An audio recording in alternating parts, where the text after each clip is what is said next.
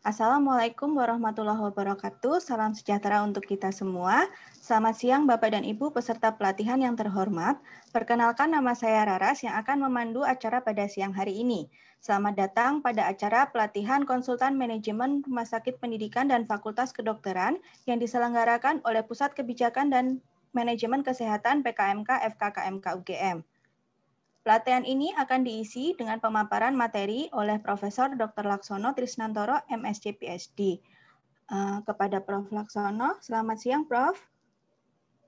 Ya, terima kasih Mbak Raras ya. Jadi kita hari ini memulai untuk training ya untuk para konsultan, dan tadi saya kirim ke Mbak Laras ya, ada berapa file ya, ada 4 file ya.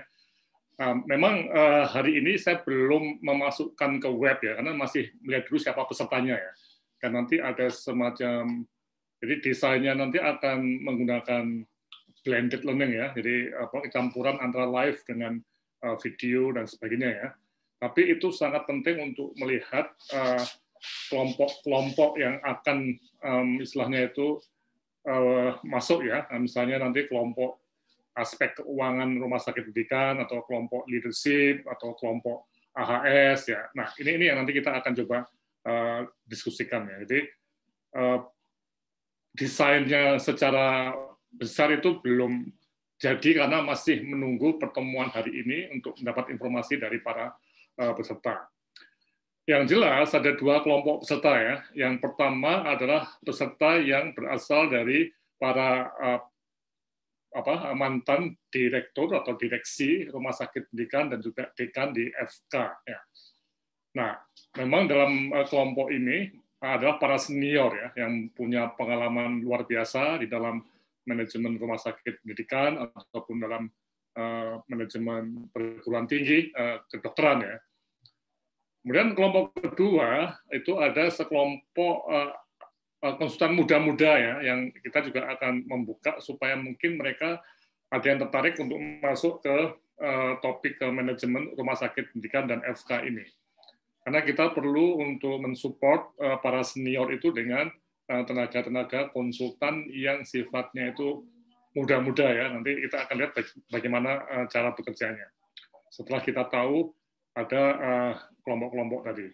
Nah, untuk itu mungkin yang pertama kali mungkin Mbak Laras coba di list dulu siapa yang sudah hadir pada pertemuan hari ini.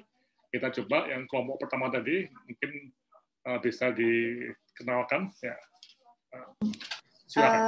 Baik, untuk anggota Forum Konsultan Manajemen Rumah Sakit Pendidikan dan Fakultas Kedokteran ada Dr. Cahyono Hadi, Dr. Ina Rosalina. Selamat siang, Dr. Ina. Baik, lalu Prof. Ratna Sitompul, Dr. Rini Putri, Dr. Stefani Nainggolan. Baru itu Prof yang bergabung. Ya, nggak apa. Terus? Lalu dari PKMK ada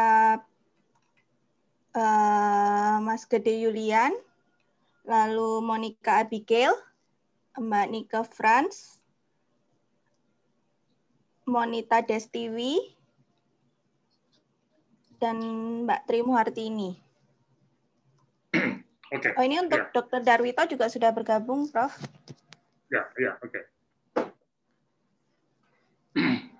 Ya, jadi nanti kita akan, yang tidak hadir pun juga kalau mungkin halangan ya, seperti Bu Andi ya, kita akan mengirimkan rekamannya ini ya. Jadi Mbak Bibit ya, kita akan merekam ini dan langsung dimasukkan YouTube dan langsung nanti dikirim setelah ini ya. Oke, sudah ya. Saya kira ini mungkin saya masuk dulu ya pada sambil nunggu yang lainnya. Kita memulai dulu diskusi, dan Mbak itu sudah saya kirimkan ya beberapa file mungkin supaya para peserta juga bisa mengikuti. Mbak Laras kirim aja ke semua peserta ya. Ada 4 file. Ya, saya kirim ke chat ya, Prof ya. Iya. Ada 3 file, Prof. Oh, satu lagi. Oh ya. Jadi karena ini sudah. Ya, ini pakai online ya. Jadi kita akan santai aja, jadi kita bisa diskusi setiap saat ya, jadi tidak tunggu selesai. Nah, ini memang biasanya ada semacam TOR ya untuk pengembangan dan nanti akan dimasukkan ke web, tapi TOR ini masih belum selesai, karena baru minggu pertama, itu kita masih menunggu betul yang masuk hari ini itu ingin apa ya, karena misalnya tadi keuangan rumah sakit tadi ya, misalnya Bu Stefani ya, itu nanti kita akan coba bersama-sama dengan tim keuangan rumah sakit yang ada di kami juga ya. Nah, ini bisa dirancang, ada suatu teamwork mengenai keuangan rumah sakit pendidikan ini.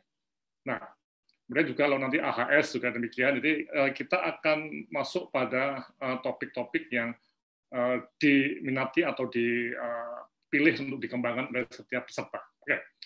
Jadi pengantar ya, sebagai isu yang utama, memang rumah sakit pendidikan dan FK merupakan organisasi yang sangat kompleks. Jadi bagaimana pengelolanya, termasuk mengelola rumah sakit satelit, RS jejaring, mengelola departemen, ya ini juga menjadi satu hal yang perlu kita cermati. Belum hubungan FK dengan RS pendidikan ya, yang perlu ada persamaan pandang tentang RS pendidikan, masuk hubungan departemen dengan KSM dan KPS. Juga konsep AHS yang sekarang masih belum berjalan serius dan perlu ditangani serius. Juga pendidikan spesialis membutuhkan perhatian besar dalam hak dan kewajiban residen, hubungan dengan pendidik, serta NITK, dan juga adanya kemungkinan dokter asing masuk di Indonesia dari rumah sakit asing, dan mungkin fakultas kedokteran asing. Jadi ini hal-hal yang sangat kita lihat di akhir-akhir ini itu menjadi diskusi nasional atau wacana atau semacam topik yang cukup hangat ya di level nasional bahkan di internasional ya. Nah, dalam kerumitan ini ya. Prof, mohon maaf, apakah bisa agak dinaikkan karena terpotong screen-nya? Okay. Kurang, layarnya kurang besar, Prof. Kurang besar, ya. Iya. Ya, semua juga bisa mendownload sendiri ya. Ya, udah bisa ya. Ya.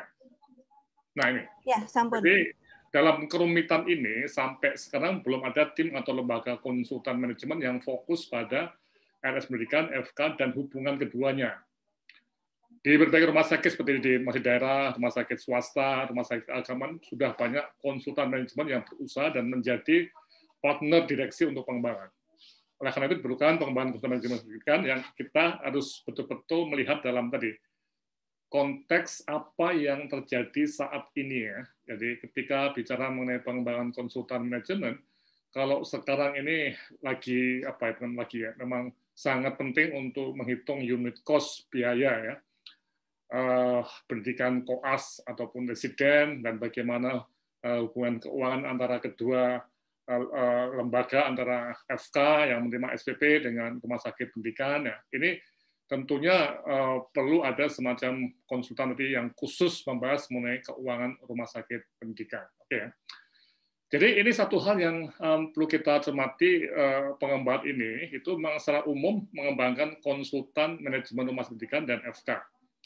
Nah, diharapkan para peserta untuk satu, memahami prinsip-prinsip konsultan manajemen. Dan yang kedua, memahami kebutuhan dan permintaan, jadi needs dan demand-nya RS pendidikan dan FK untuk konsultan manajemen. Kemudian yang ketiga, mengembangkan keterampilan diri sebagai konsultan manajemen. Ya, ini saya juga akan pragmatis sekali untuk yang sangat penting adalah kemampuan pertama kali ini mengenalkan diri sendiri ya. Jadi nanti ada satu periode yang kita akan mencari semacam audiens kita ya dengan menggunakan webinar. Ya. Nah, sehingga jadwalnya kalau kita lihat ada modul A yang dan ada modul B ya. Ini belum selesai karena ini pertemuan pertama ini kita akan membahas cara kerja konsultan manajemen. Kemudian mengidentifikasi kebutuhan-kebutuhan dalam konteks rumah sakit pendidikan ya. Ya, sorry. Dalam konteks rumah sakit pendidikan ada yang salah. Ya, konteks kurang kaya. Ya. Dan mengidentifikasi produk-produk konsultan. Jadi hari ini, minggu pertama ini, saya akan coba fokuskan ke sini, dan kita juga akan menggunakan blended learning ya, yang tidak hadir pada siang ini pun juga nanti akan kita minta untuk masukkan keinginannya ya. Sehingga ini sangat penting untuk kita match-kan dengan kebutuhan dan juga program untuk ini pemasarannya yang termasuk nanti kita masuk pada modul B yang akan dimulai hari Jumat ya. Menyiapkan bahan dan metode presentasi berbagai isu dengan menggunakan webinar ya. Nah, ini juga nanti akan ada pelatihan-pelatihan teknis mengenai berbicara di depan kamera, kemudian juga persiapan di rumah tentang lampu, background dan sebagainya untuk webinar yang baik dan kita harapkan dalam mutu level broadcast ya. Nah, jadi minggu ini kita akan hari Rabu dan nanti hari Kamis ya. Jadi kita, Jumat ya, Jumat jam 1 yang untuk bahan dan metode berbagai isu. Tapi yang modul B ini nanti pesertanya hanya untuk mereka yang senior ya, yang junior tidak ikuti kalau sudah pernah ikuti ya, sudah pernah yang ini.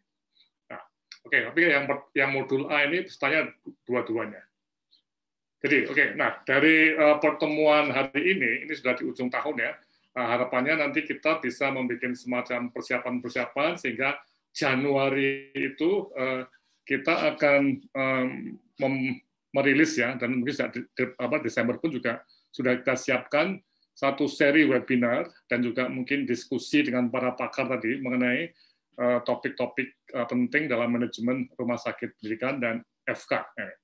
Jadi kita ada waktu sekitar 3 minggu, 2 minggu, 3 minggu ini untuk menyiapkan berbagai hal, ya bahan dan juga presentasinya tadi, untuk kemudian kita rilis di bulan Januari sehingga Januari tim ini sudah terlihat di di cakrawala atau di webinar ya, sudah akan ada semacam sistem yang mempromosikan oleh tim di PKMK. Oke, saya kira ini dulu. Mungkin ada komentar mengenai kegiatan kita pada minggu pertama ini ya. Silahkan, kalau ada yang mau komentar atau bertanya, atau usul juga boleh, menambahi boleh, tapi intinya minggu pertama ini kita akan masuk modul A dan B, yang sampai akhir Desember ini kita akan mencoba melihat modul A dan B. Tapi tentunya setelah kita mendapatkan masukan dari Bapak Ibu semua tentang topik keahlian yang diinginkan. Silahkan kalau ini contohnya ya. Kalau nanti kita ada waktu seksi untuk rencana pemasaran ya. Jadi seperti ini ya, yang dipakai juga mengembangkan dokumen rencana pemasaran. Nah ini, ini nanti akan sampai sana. Ya tentunya nanti akan dilihat topik-topik yang ini, nama produk yang akan ditawarkan tadi ya. Ya, nanti kita akan sampai ke sana. Tapi sebenarnya nanti kita akan diskusi dulu mengenai keinginannya itu apa ya. Oke, silakan. Kalau ada pertanyaan atau komentar. Silakan. Pak Darwito sudah datang ya. Mungkin Pak Darwito sebagai koordinator ini untuk memberikan semacam sambutan dulu. Terima kasih, Prof. Ya. Terima kasih, Prof. Bismillahirrahmanirrahim. Assalamualaikum warahmatullahi wabarakatuh. Selamat siang dan salam sejahtera bagi semua. Terima kasih, Prof. Saya pikir ini karena kita kan semuanya masih laba ya. Saya pikir kita mendengarkan Laksamana dulu untuk apa sih sebenarnya yang akan menjadi keinginan kita dan nantinya ke depan bagaimana. Pertama konsultan ini. Kita semuanya masih meraba ya. Sehingga apa yang dipaparkan Prof tadi itu memang hal yang perlu kita pahami terlebih dahulu. Mungkin gitu, Prof. Terima kasih. Oke. Ya, ada lagi? Mungkin dari wakil RS Pendidikan, mungkin wakil dari Fakultas Kedokteran. Bu Ratna. Yang nanti untuk dekan-dekan itu. Ya, terima kasih Prof. Laksono dan Pak Darwito dan teman-teman semua. Assalamualaikum warahmatullahi wabarakatuh. Menurut pendapat saya, kalau dilihat dari sudut pandang dekan, jarang sekali ada dekan yang memang mempunyai pemahaman atau pengetahuan tentang manajemen ya. Sebagian besar mereka memang adalah praktisi ataupun mempunyai pengalaman bekerja di organisasi, tetapi organisasinya nggak begitu organisasi yang besar. Dan kadang-kadang beberapa dari mereka pun tidak mempunyai latar belakang medical education yang cukup gitu loh. sehingga memang mengelola fakultas kedokteran itu menjadi rutin tanpa ada usaha-usaha pengembangan dan cenderungnya apa ya, manajemen bertahan gitu loh. Dan yang agak sedihnya sesudah jadi dekan mereka lupa membaca tentang buku-buku manajemen maupun buku-buku medical education.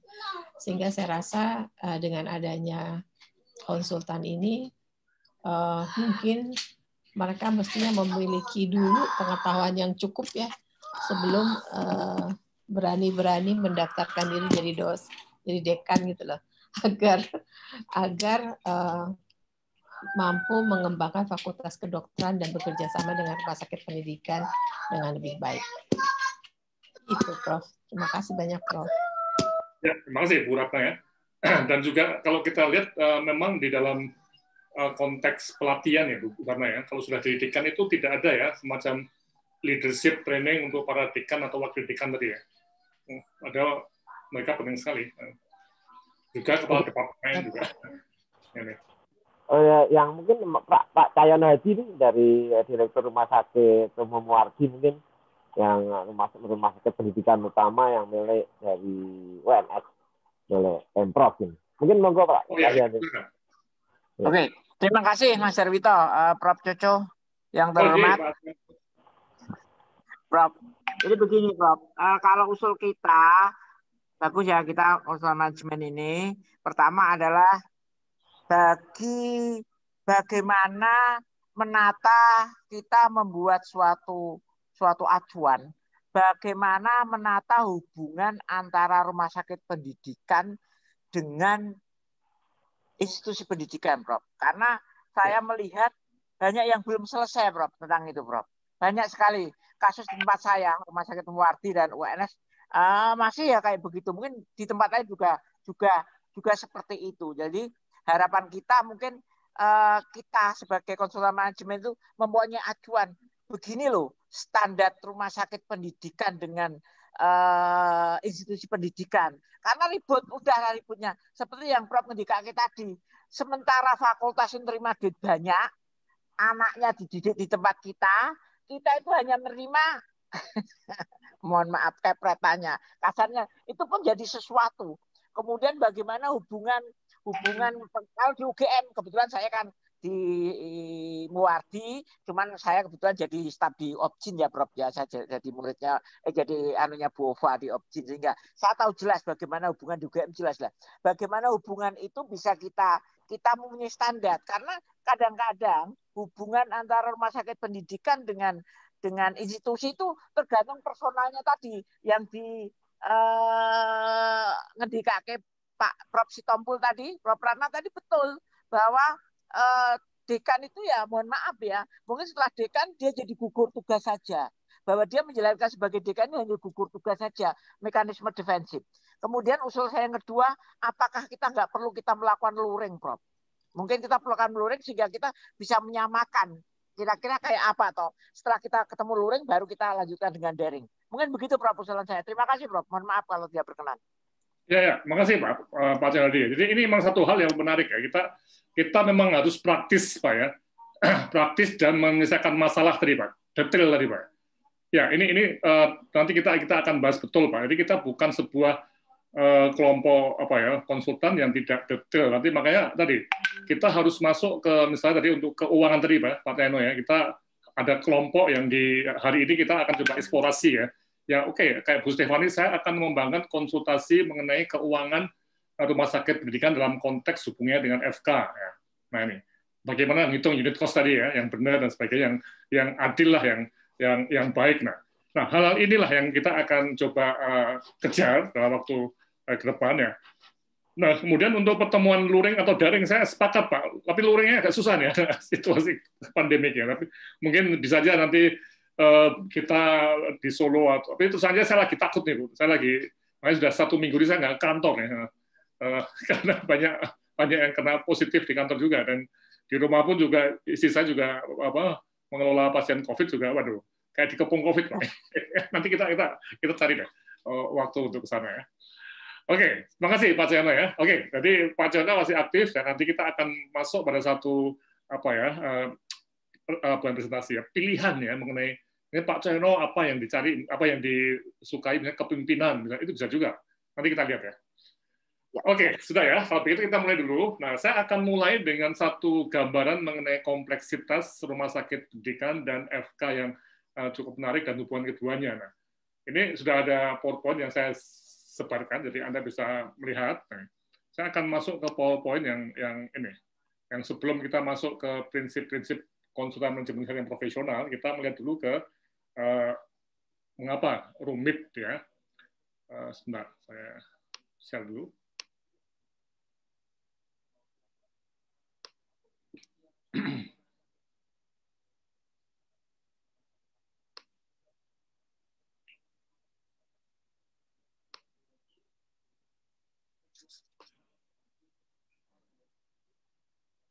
Oke, sudah kelihatan ya? Sudah, Prof. Ya. Belum di slideshow. Ya. Oke.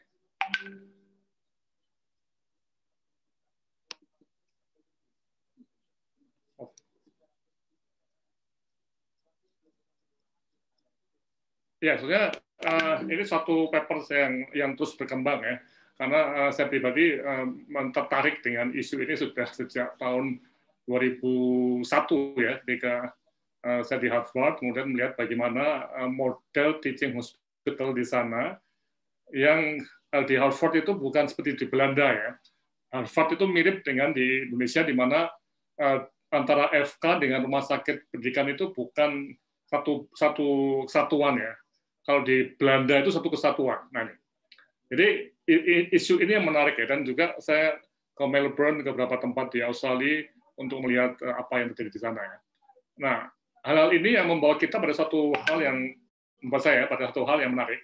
Hubungan ini ternyata hubungan yang sangat kompleks nih dan tidak mudah ya. Nih.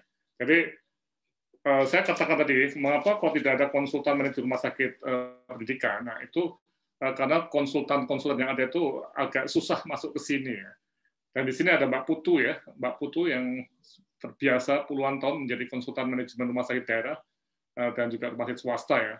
Mungkin Mbak Putu bisa diminta bicara nih. Mbak Putu ada ya? Halo, Mbak Putu? Ya, selamat siang Prof. Ya. Dan jadi mohon sebagai konsultan manajemen ya, mengapa kok susah masuk ke teaching hospital ya selama ini, dan siapa yang ada di sana? Ya. Ya, baik, terima kasih Prof. Kalau menurut pengalaman kami pribadi, mungkin yang pertama konsultan itu kan trust ya. Jadi perlu ada trust juga kepada konsultan itu sendiri dari calon klien untuk bisa meng-hire kita sebagai tenaga ahli yang akan membantu mereka untuk problem solving. Nah, untuk membangun trust ini tidak mudah. Jadi kita memang harus secara perlahan membangun misalnya dengan hubungan personal yang kemudian bisa semakin berkembang menjadi lebih profesional begitu ke arah pekerjaan. Nah, jadi untuk bisa membangun hubungan itu, maka kita bisa memanfaatkan berbagai event ya, misalnya kita ketemu di ajang seminar nasional atau dimanapun. Nah, itu kita bisa untuk membangun jejaring, dan dari situ kemudian kita membina hubungan yang kemudian bisa membangun trust dari orang-orang kepada kita sebagai konsultan. Itu yang pertama dari pengalaman saya pribadi. Kemudian yang kedua, memang masalah di rumah sakit pendidikan itu jauh lebih kompleks daripada rumah sakit daerah atau rumah sakit swasta yang non-pendidikan. Meskipun masing-masing rumah sakit punya masalah tersendiri yang tidak bisa dibandingkan satu sama lain, tetapi rumah sakit pendidikan ini karena dari sisi sumber dayanya sendiri juga sudah kompleks. Jadi tadi seperti yang sudah disebutkan bahwa ada hubungan antara rumah sakit pendidikan dengan fakultas kedokteran, itu sudah merupakan satu hal yang harus dikelola, yang juga punya kompleksitas sendiri. Kemudian dan juga proses bisnisnya juga berbeda dengan rumah sakit lain. Nah, ini yang menyebabkan kita butuh sebagai konsultan atau sebagai tenaga ahli, kita perlu punya wawasan yang cukup luas dan juga mungkin pengalaman untuk bisa betul-betul memahami konteks dari rumah sakit pendidikan ini. Bedanya dengan rumah sakit lain itu di mana? Kemudian sehingga kita bisa menggali masalahnya dengan lebih tepat dan kemudian dari situ kita bisa mulai untuk mencari alternatif solusi untuk berbagai masalah yang ada di rumah sakit tersebut. Seperti itu mungkin sedikit Prof dari saya. Terima kasih. Ya, masih Mbak Putu ya. Ya, jadi ini Mbak Putu memang konsultan manajemen rumah sakit daerah terutama ya, dan juga ada swasta beberapa kali ya. Memang ini jadi satu isu kunci karena tadi yang katakan mengenai trust tadi ya. Nah, ini yang menarik ya, karena ini ada dua lembaga, ada FK yang kompleks dan ada RS Pendidikan yang kompleks juga. Nah, trust ini orangnya Mbak Putu bisa ditanya oleh direksi atau Dewan Pengawas RS Pendidikan, kamu itu siapa? Nggak pernah ada di rumah sakit pendidikan kok berani-beraninya menjadi konsultan. Waduh. Begitu ya Mbak Putu ya? Nah, itu iya, trust. betul sekali, Prof. Apa? Iya, betul sekali, Prof. Ya. Nah, ini makanya memang secara empirik PKMK itu sudah hampir 25 tahun ya. Tapi kita jarang sekali mempunyai klien rumah sakit pendidikan dan FK sekaligus ya. Memang ada beberapa di Unsri pernah, tapi nggak banyak. Dan itu pun saya harus istilahnya itu harus jadi konsultannya ya, karena para direksi dan juga dekan itu tidak percaya kalau misalnya terlalu muda ini. Ya, ini yang jadi isu kunci ya. Oke, nah mari kita dulu ya, bukan tadi ya. Nah ini kita perlu betul melihat kompleksitasnya tadi dengan macam-macam model ya. Kalau di Hopkins itu punya rumah sakit sendiri ya, jadi universitasnya itu gabung dengan FK-nya ya, juga di Belanda. Tapi juga ada yang partnership seperti di Harvard seperti itu atau di Melbourne itu, atau kombinasi keduanya seperti sekarang di UGM atau UI atau UNS punya RS akademik ya, RSA, tapi juga masih tetap mempunyai hubungan dengan rumah sakit Kementerian Kesehatan ya, atau rumah sakit daerah ya. Kalau Muwardi itu kan rumah sakit daerah ya Pak saya tadi ya. Ya. Nah ini, jadi ini yang menarik ya. Kita menghadapi suatu situasi yang kalau kita lihat di luar negeri ya, saya mencoba lihat di Melbourne dan di Harvard ya. Di sana strukturisasinya di Melbourne itu panjang namanya, mirip dengan di Indonesia di UGM ya. FK, Dentistry, KG di sana satu fakultas ya, and Health Sciences, dan ada school-nya. Memang yang paling besar medicine ya, 75% dari kegiatan itu di sekolah medicine, yang lainnya lebih kecil ya. Tapi ini suatu lembaga yang besar sekali. Nah, UGM memang ke sini juga arahnya. Kami kecuali KG ya, tidak masuk ya. Kami mengarah ke sini walaupun juga ditentang oleh banyak pihak, tapi hanya pada memahami bahwa ini masa depan seperti itulah, efisiensi. Nah, kemudian juga kalau kita lihat, memang ada satu perbedaan lagi dengan adanya vision training seperti ini ya. Ini perlu kita lihat antara medical school education sampai ke sini juga ada kompleksitasnya, termasuk di sana trainingnya bukan oleh perguruan tinggi, tapi hospital base ya. Oke, nah hubungan dengan teaching hospital, jadi Melbourne tidak punya rumah sakit pendidikan. Jadi prinsipnya adalah long-standing relationship with many of the leading hospitals and health service in Melbourne and Victoria. Jadi mempunyai ya semacam AHS tadi ya. Dan mereka merupakan staf yang diberi tugas mengajar dan riset juga sebagai staf luar biasa ya. Nah ini, jadi ada satu sistem cluster RS pendidikan yang itu mirip dengan AHS. Jadi ke Australia itu setelah tahun 90-an ya, 2000-an ya, 2000-an, kemudian juga 2010 dari tahun-tahun ya. Nah ini juga sedikit banyak juga memberi masukan untuk AHS di sini ya. Jadi ada medical school di sana Melbourne dan ada ini rumah sakit dan juga pelayanan primer ya. Nah yang terbesar memang cluster Parkville ya, termasuk Royal Melbourne Hospital di sini. Nah rumah sakit ini berbeda kepemilikannya. Jadi ini mirip dengan Muwardi ya. Mereka rumah sakit itu miliknya pemerintah negara bagian ya, state ya. Kalau Melbourne itu milik federal pusat ya. Nah, kalau kita kan Hajito miliknya Kemenkes pusat ya, juga Dikbud itu juga pusat ya. Tapi kecuali dari Muwardi ya. Sistem pendanaan dan game benar-benar berbeda di sini. Nah, hubungan dilakukan di level board di rumah sakit dan juga operasional. Ya, jadi level board di mana Universal punya wakil di setiap board rumah sakit ya. Ini menarik ya. Jadi FK itu ada wakil-wakilnya di setiap board ya. Di sini jarang ya, Dewas itu dekan itu bukan ex officio ya. Ya, dari FKUI bukan menjadi dewasnya RSM ya, Bu ya. Ya, atau sebaliknya misalnya. Nah, ini menarik ya. Jadi ada level operasional ya yang sehari-hari ini. Dan di setiap rumah sakit UM mempunyai semacam kantor untuk mendukung program pendidikan. Jadi ada semacam koloni-koloni itu ya. Ya, seperti kalau di Sarjito itu ada kantornya FK di situ. Dan dipimpin oleh clinical dean ya, atau director of clinical teaching. Ya. Nah, di sana juga bertanggung jawab pada dasar keuangan dan program ke head of medical school. Mutu pendidikan berada di medical education unit. Jadi ini yang menarik, kantor-kantor itu ada di rumah sakit pendidikan. Nah, pelaksanaannya detail, ya, melakukan sistem seperti koloni tadi ya. Ini satu tim lengkap dan infrastruktur termasuk ruang-ruangan. Jadi ada semacam kantornya FK Melbourne di rumah sakit Royal Melbourne Hospital. Nah, ini sebagai clinical school yang punya ruang untuk supportive staff, 1 clinical team, 2 sub-teams, dan 2 medical illustration, student lounge untuk berbagai ruang untuk kebutuhan mahasiswa sampai ke ruang-ruang untuk PPL. Dan ini bisa dilihat ya bahwa di dalam kompleksnya rumah sakit pendidikan itu ada satu bagian yang merupakan tempat teaching-nya ini. Nah, ini sangat menarik yang didanai oleh University of Melbourne. Kemudian mereka mempunyai 1.900 academic staff ya, dan sebagian. Nah, ini yang menarik, ini mirip dengan di Harvard ya. Jadi di sana itu FK Melbourne tidak punya banyak dosen klinis, semua dosen hampir semuanya ya. Itu berasal dari departemen-departemen yang ada di teaching hospital yang banyak tadi. Ya, jadi dan yang walaupun ada bagian klinik disebar ke RSS pendidikan. Dan mempunyai gelar profesor dan asisten.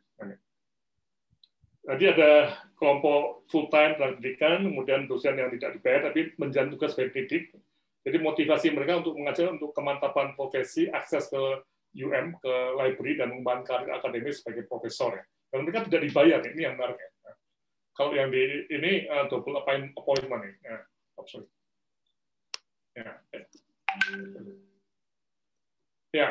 Nah, kemudian kelompok ketiga dosen yang tidak mempunyai hubungan tegas dengan universitas, namun dikontrak per jam untuk memberikan tugas fungsi pendidikan.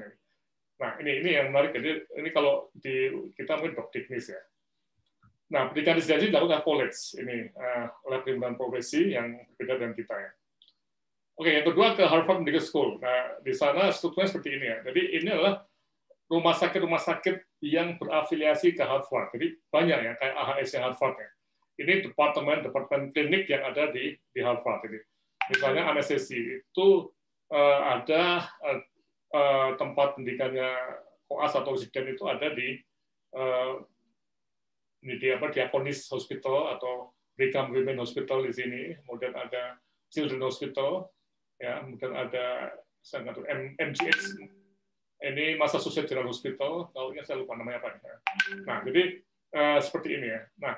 Sehingga kalau kita lihat, Departemen Anestesi di Harvard itu tersusun dari 5 KSM yang ada di berbagai rumah sakit pendidikan seperti ini. Nah ini, jadi Departemen Anestesi itu kayak konfederasi gitu ya, dari berbagai departemen. Ya, jadi ada rasa kebanggaan dan jadi juga nggak dibayar ya. Tapi juga ada beberapa insentif keuangan untuk pendidikan. Ya. Nah. Kemudian di luar insentif tadi juga ada penggunaan perpustakaan dan berbagai sistem pengembangan ilmu sampai bisa disebut sebagai profesor dari Harvard Medical School yang sangat prestisius ya.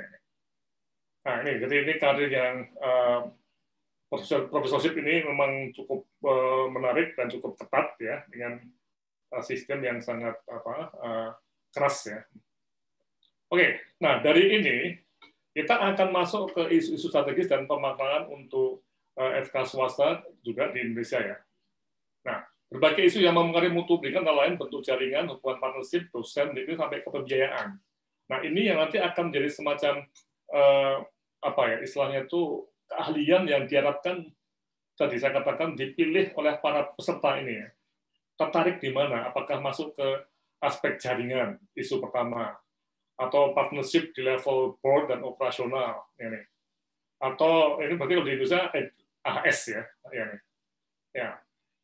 Kemudian apakah juga masuk ke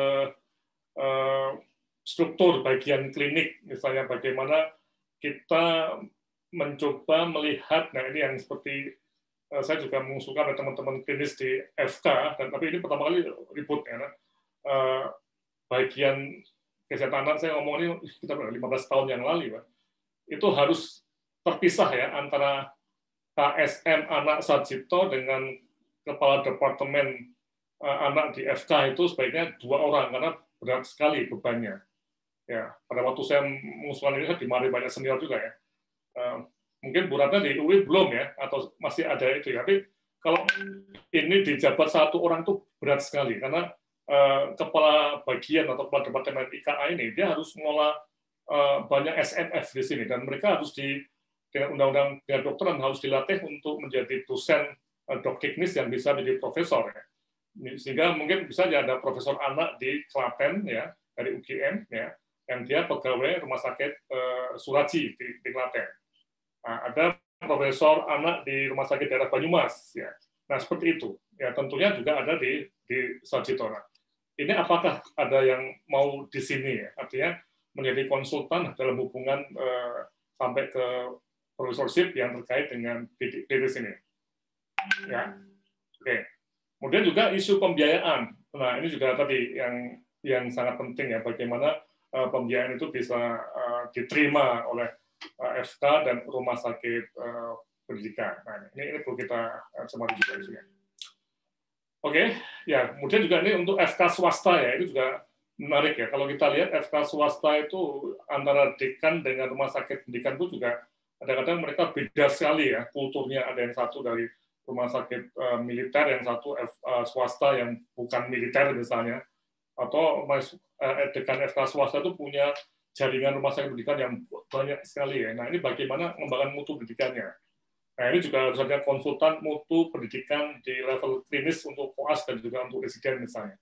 Nah oke, jadi sekali lagi ini hal-hal yang mohon dilihat ya secara singkat ya. Jadi kebutuhannya sangat luar biasa banyak dan kompleks, dan ini baru pandangan saya ya. Mungkin Bapak Ibu semua yang pernah jadi direktur rumah sakit atau dekan itu lebih paham dan lebih tahu kebutuhan yang ada di rumah sakit pendidikan. Monggo, silakan dibahas dulu.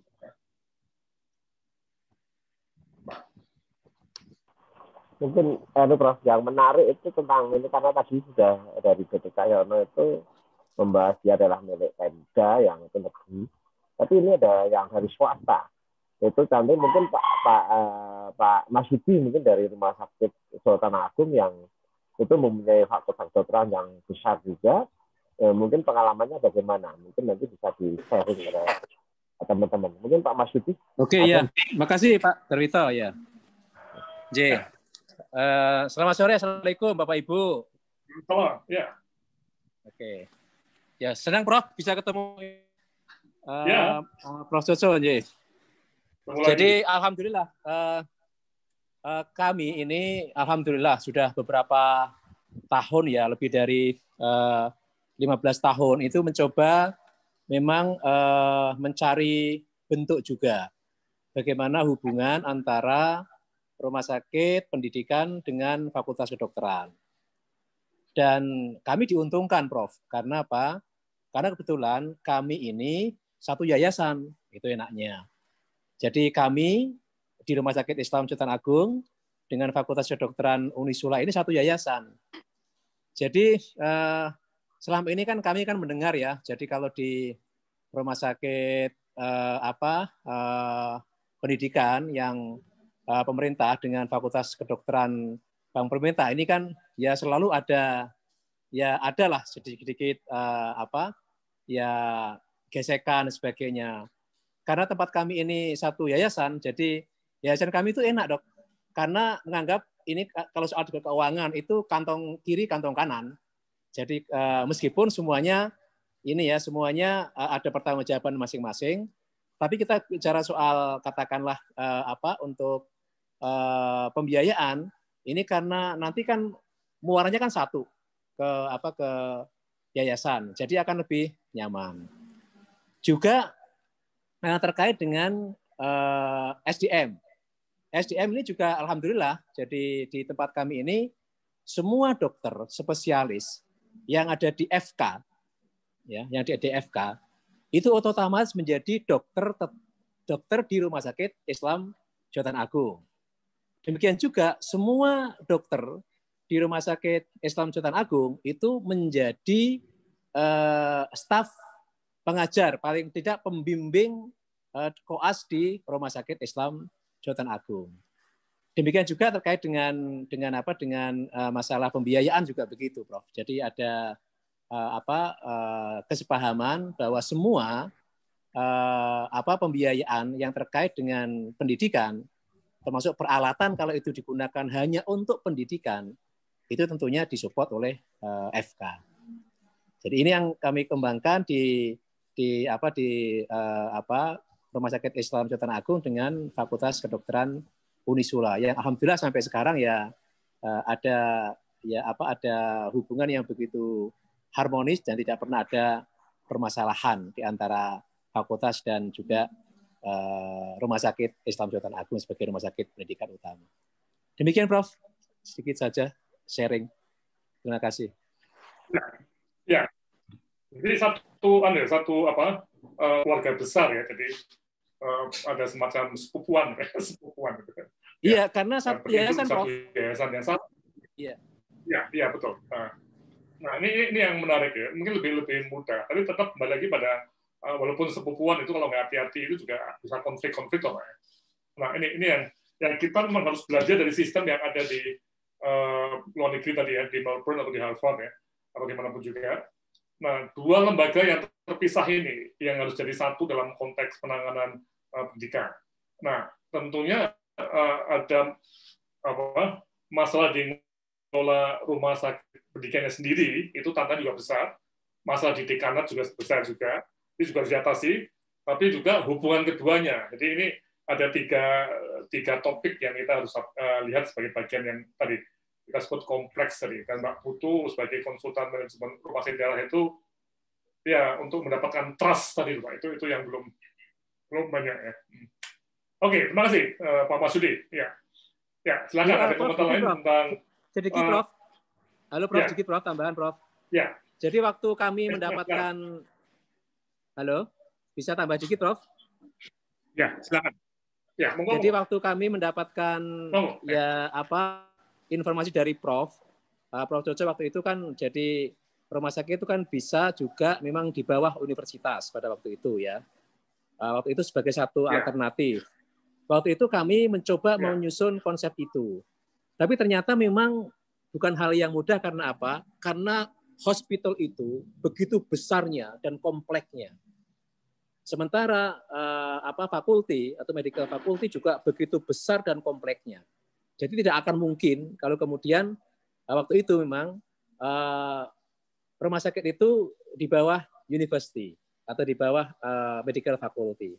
Makanya kemudian ditetapkan sampai sekarang itu ya masing-masing. Kemudian ya dengan joint management gitu, Prof. Itu pengalaman di tempat kami. Waktu itu sudah pernah kita nyusun, Prof. Jadi yang di bawah university itu, tapi kayaknya tidak mungkin pada waktu itu. Ya. Prof. Laksono. Ya, monggo, Bu Rata, silakan. Mungkin nggak semua fakultas kedokteran memiliki kemewahan seperti yang dimiliki Pak Masudi ya Pak ya. Semuanya berada dalam satu yayasan dan terjadi kerjasama yang baik. Kalau kalau rumah sakit FKPTN, FK perguruan tinggi negeri lah ya, dan rumah sakit pendidikan milik Kementerian Kesehatan itu umumnya hubungan kerjasamanya bisa baik, bisa nggak baik, tergantung berbagai macam hal. Oleh sebab itu mungkin saya bisa sedikit memberikan kontribusi di dalam mendevelop rencana strategis Fakultas Kedokteran dan Rumah Sakit Pendidikan barangkali Pak. Karena itu juga punya kompleksitas yang cukup besar di bagaimana pendidikan penelitian dan pengabdian masyarakat maupun pelayanan itu bisa disinkronkan antara Fakultas Kedokteran dan Rumah Sakit Pendidikan, dan bagaimana Renstra ini hubungannya dengan Renstra Kementerian Kesehatan maupun Renstra dari universitas. Saya bisa cerita sedikit tentang itu barangkali nantinya. Ya, betul Bu Ratna. Nah justru ini yang jadi satu isu menarik Bu ya. Tadi yang saya katakan di awal itu nanti kita harus betul-betul, kita itu para peserta di sini ya, memilih topik-topik yang menjadi semacam keunggulannya. Jadi tadi Bu Ratna mengatakan memahami atau pengalaman betul dalam penulisan Renstra ya, yang bersama antara FK dengan Rumah Sakit Pendidikan ya. Nah ini juga menjadi satu isu kunci Bu Ratna ya. Kita butuh konsultan pendamping untuk nyusun Renstra ini. Makanya nanti mohon dicatat ya, dan nanti di sini juga ada Mbak Putu yang sering mendampingi untuk Renstranya rumah sakit daerah ya. Jadi kalau keuangan juga ada beberapa anggota tim di UGM yang juga sering mendampingi tapi rumah sakit daerah. Nah ini yang nanti saya sebut sebagai satu kelompok-kelompok yang akan berkembang di masa mendatang. Ya, oke. Nanti kita akan sama-sama Bu Ratna ya. Oke. Terima kasih Bu Ratna ya. Intinya memang ya. Halo. Pak Laksono, ada satu lagi Pak. Kalau kita lihat manajemen di Harvard, tentu akan sulit kita mengejarnya ya Pak ya. Tapi ada hal yang penting yang mereka kerjakan, yaitu belajar dari kasus. Dan kemudian semua mahasiswa ataupun peserta kursus itu memberikan kontribusi, memberikan pemikiran dan usulan bagaimana mengatasi sebuah masalah. Mungkin hal itu jadi mempelajari kasus per kasus itu juga penting kita apakan ya, kita biasakan di dalam kursus konsultan ini gitu Pak. Ya betul Bu. Nanti kita akan sampai ke sana ketika tadi bicara mengenai kasus ya, dan strategi kita kan ini kan langsung tampil ya Bu. Jadi kita tidak menunggu 1 tahun lagi baru marketing, tidak.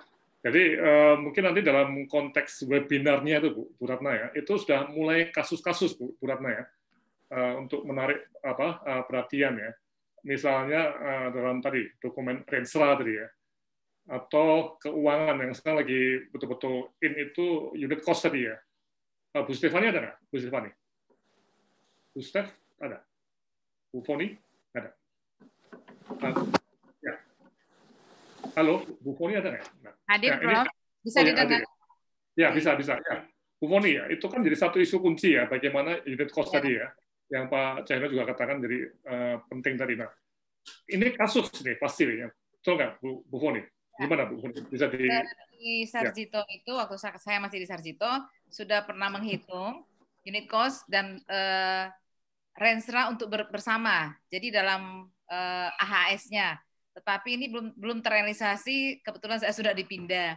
Jadi Renstra ini kan memang dibutuhkan untuk alokasi anggaran biar tidak double.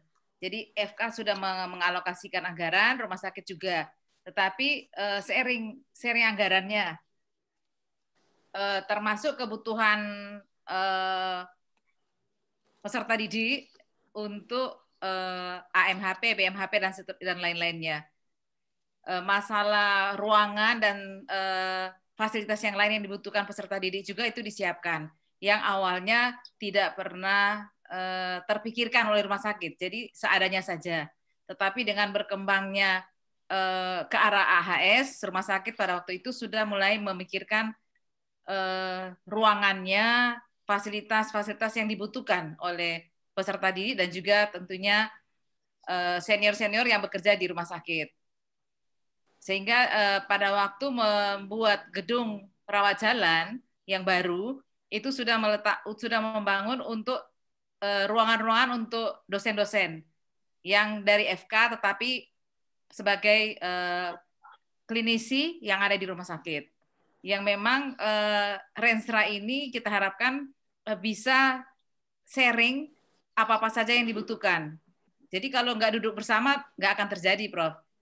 Jadi kita harapkan nanti untuk rencana strategik rumah sakit, karena harus disahkan oleh Kementerian Kesehatan, ya kita harus punya analisis yang bisa memperjuangkan agar bisa goal di pusat. Jadi walaupun kita sudah menganggarkan, tetapi begitu di-cut oleh tim anggaran, itu akan terhapus sepanjang kita tidak punya data yang valid. Sehingga untuk rencana strategik ini satu isu yang perlu juga dibahas bersama. Itu mungkin Prof untuk rencana strategiknya. Terima kasih, Prof. Ya, betul. Jadi ini juga jadi tadi ya, timnya nanti yang kita akan menjadi konsultan, ada yang masuk ke Rensla, ada Bu Ratna, ada Bu Foni juga masuk unit cost ya. Nah ini nanti juga ada pengembangan tadi yang katakan Bu Ratna tadi, berbasis kasus-kasus tadi, sehingga langsung itu istilahnya itu ya para eksekutif yang masih ada sekarang ini ya, para direksi, para dekanat itu merasakan bahwa ini kebutuhan mereka. Ya nih. Nah ini yang nanti kita akan bahas betul ya. Ternyata masalah konsultan ini nanti kita masuk ke file berikutnya itu ada yang tidak merasa butuh ya, paham ya? Orang luar itu sudah melihat ini rumah sakit ini butuh konsultan nih sebenarnya, tapi direksi dan dewan pengawasnya nggak merasa butuh ya. Itu saya sering melihat nih. Akibatnya masalah yang ada itu terus bertahun-tahun tidak diselesaikan ya. Nah memang tadi apa yang kata Mbak Putu penting sekali ya, kata trust tadi ya. Saya juga menyadari bahwa para direksi rumah sakit dan dekan itu juga mungkin dalam hatinya mereka merasa ini kalau ada konsultan itu lebih enak kita ya. Tapi tadi siapa nih? Nah, jadi seperti akhirnya masuk pada suatu situasi yang kayak tidak ada ujung pangkalnya ya, karena tidak ada konsultan yang beri trust tadi ya, yang memiliki kemampuan ya, sementara masalah itu semakin lama semakin banyak. Oke ya. Oke, ya saya waktunya. Silakan Bu. Ya, Bu. Ya. Jadi untuk konsultan manajemen sebenarnya kan di standar biaya masukan atau SBM dari Kementerian Keuangan itu sudah ada alokasi rupiahnya berapa untuk konsultan. Jadi tergantung rumah sakit kebutuhannya apa. Yang kadang-kadang ini terlupakan, Prof. Nanti pada saat dibutuhkan dadaan ini tidak ada dalam alokasi. Jadi sebenarnya sejak awal rumah sakit sudah memikirkan bahwa sepanjang tahun ini membutuhkan konsultan apa saja dari kebutuhan rumah sakit. Dan ini ada standar biayanya yang berlaku secara nasional. Jadi kalau itu kita pakai sebenarnya itu aman, tetapi kadang-kadang ya itu terlewatkan. Jadi tergantung rumah sakit mengalokasikan. Jadi untuk konsultan ini. Jadi kebutuhan masing-masing kan isu strategiknya apa sih yang dibutuhkan rumah sakit untuk meningkatkan mutu pendidikan di rumah sakit pendidikannya apa saja. Jadi itu yang mestinya sudah dialokasikan sejak awal. 1 tahun sebelumnya kan kita berproses, Prof, untuk tahun depan. Jadi ini sebaiknya memang dibicarakan bersama dengan fakultas sebelum anggaran itu kita naikkan kepada Kementerian Keuangan. Itu mungkin Prof, mekanisme seperti itu. Betul. Tapi tadi Bu, lagi pertanyaan ketika ada anggaran, saya yakin ya dengan rumah sakit yang pendapatannya sampai 1 triliun lebih ya, itu ada dananya ya. Tapi tadi ketika mencari konsultannya loh, yang jadi isu kunci ya, yang mempunyai kompetensi sehingga ada trust dari direksi dan dari dekanat ini nggak mudah ini Bu. Bisa dipahami ya? Ya kadang-kadang mereka maunya ke saya, saya nggak punya waktu untuk ini, saya nggak mungkin deh berminggu-minggu di satu tempat ya. Jadi tapi mereka untuk yang muda-muda juga nggak mau juga. Ini saya berapa kali menghadapi seperti itu Bu Foni ya. Karena itu memang dibutuhkan waktu full time, diperlukan timeline penyelesaiannya apa yang dibutuhkan. Jadi kalau kita hanya nyambi tidak akan terselesaikan. Jadi betul-betul kita involve seluruhnya untuk ke sana. Ya, jadi makanya nanti kita masuk ke sesi konsultan ya. Konsultan apalagi yang seperti itu full time itu. Nanti ya kalau dia mengurusi sesuatu yang berat sekali ya, itu nggak bisa disambi kayak saya di dosen jadi nguji dan sebagainya nih. Nah, cuman tadi stoknya itu Bu Stefani ya, yang sebagian besar mantan direksi atau dekanat itu juga banyak menjadi surveyor tuh, ya ke surveyor class ya. Ini jadi satu kita supply untuk konsultan itu tidak menarik ya. Lebih banyak yang menarik tertarik ke jadi surveyor. Oke ya, karena waktunya sudah jam 2 kurang ya. Saya akan masuk dulu ke ini, ke PowerPoint kedua mengenai konsultan itu apa ya. Nah, ya sudah ya. Ini bisa di download juga dari chat ya, Mbak Laras ya. Jadi prinsip-prinsip konsultan yang profesional. Ya. Jadi ini yang jadi hal yang menarik ya. Saya bukan konsultan manajemen profesional ya, karena saya dosen ya. Yang beda profesi dengan konsultan. Mungkin Mbak Putu ini yang konsultan profesional ya. Karena Mbak Putu mengajarnya di UGM itu paling 1 semester berapa kali Mbak? 2 atau 3 kali Mbak ya? Atau berapa kali? Atau membimbing mahasiswa yang di sela-sela waktunya ya. Jadi ini memang satu hal yang kosong ya, blank ya, ketika kita bicara mengenai siapa yang dimaksud konsultan di rumah sakit pendidikan dan bagaimana kompetensinya dan bagaimana cara pengembangan kompetensinya. Nah, ini file yang untuk umum ya, yang dipakai untuk seluruh konsultan manajemen rumah sakit dan juga konsultan manajemen pada umumnya ya. Jadi siapa konsultan itu ya? Ya itu profesional yang tanda kutip menjual ekspertisnya dalam satu spesifik area ya atau banyak area untuk clients dan provide them with assessment on their practices, kemudian mengidentifikasi problem dan solusinya dan juga advising them on possible courses of action ya. Nah ini yang hari ini kita akan mencoba Bapak Ibu semua para peserta itu untuk mulai sebenarnya ekspertis Anda itu di mana ya. Tadi Bu Ratna mungkin leadership di kalangan dekan-dekan termasuk nyusun renstra dan sebagainya ya. Nah ini bagian yang sangat menarik ya karena tadi trust yang dikatakan Mbak Putu itu akan ada kalau kita itu meyakinkan ya. Makanya ini gambarnya pakai dasi, pakai ini kan ciri khas konsultan itu seperti ini ya, rapih ya. Ya ini a person who is paid to give expert advice ini. Dibayar untuk ini, profesional ini. Nah, kemudian ada konsultan manajemen yang those organizations and or individual, jadi bisa konsultan itu bisa perorangan, tapi juga bisa lembaga ya, yang berpartisipasi in the process of management consulting dengan framework yang appropriate dan relevan, termasuk ada etika ya. Nah ini disebut sebagai konsultan manajemen, jadi menggunakan framework yang jelas atau pakem ya. Sehingga tadi dapat perorangan atau individual dan dapat lembaga konsultan manajemen dari sebuah korporasi. Misalnya ada perusahaan konsultan manajemen, di dalamnya ada divisi untuk manajemen rumah sakit, pendidikan misalnya, itu adalah korporasi. Karena memang sekarang ini lebih banyak kontrak itu ke korporasi ya, bukan orang per orang. Karena masalahnya itu susah istilahnya itu diatasi hanya oleh satu orang aja ya, bisa satu tim ini. Nah, karena itu makanya dalam desainnya kursus ini ada senior dan junior ya. Nah, ada 3 ciri konsultan manajemen yang sukses. Yang pertama adalah konsultan harus memberikan solusi atau metode baru untuk klien ya.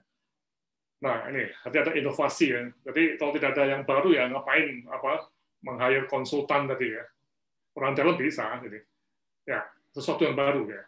Nah, kemudian juga organisasi klien harus memperoleh perbaikan yang dapat diukur sebagai hasil dari mengadopsi solusi yang diberikan oleh konsultan.